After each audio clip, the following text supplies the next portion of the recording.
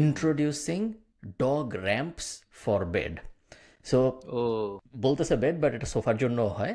Mainly hmm. যাদের সব কুকুর একই পরিমাণ লাফ দিতে পারে না, স্পেশালি ছোট হুম। কুকুরের লাফ দেওয়ার ক্যাপাবিলিটি খুব খারাপ। আনলাইক বিড়াল, বিড়াল অনেক উঁচা একটা জায়গা হলেও লাফ দিয়ে উঠে যেতে পারে, বাট কুকুর পারে না। ছোট কুকুর একদমই পারে না।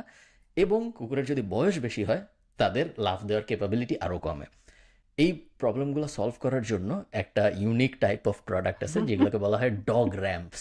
আপনারা এখানে ভিডিও দেখে বুঝতেছেন এটা একটা র্যাম্প, সো একটা মইয়ের মতো হুম। জিনিস, যেটা বিছানার পাশে বা সোফার পাশে রাখা হয়, যেন আপনার হুম। কুকুর খুব সহজেই ওইটার উপরে, এটা একটা ল্যাডার মইয়ের মতো ব্যবহার করে আপনার বিছানায় উঠতে পারে বা হুম। আপনার সোফায় উঠতে পারে। হাজার হাজার হুম। পিস বিক্রি হয় অ্যামাজনে, ইন্ডিভিজুয়াল ব্র্যান্ডও আছে অ্যামাজনের বাইরে।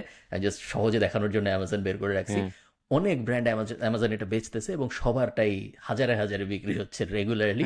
যাদেরই বয়স্ক কুকুর আছে অথবা যাদের ছোট কুকুর আছে যারা ছোট লাফাইতে পারে কুকুর। না, দুইজনই এই জিনিস কিনে। ক্রেজি। এটা আলি এক্সপ্রেসে সার্চ দিয়ে দেখেন তো কত টাকা। আই থিংক এটা বের করা যাবে না অবশ্যই। আলি এক্সপ্রেসে। আমাদের বাংলাদেশের রাস্তা ঠিক থাকে না, আর বাসায় মানুষের কুকুরের জন্য আলাদা একটা রাস্তা বানানো হচ্ছে যাতে কনভিনিয়েন্টলি উঠতে পারে। That is crazy.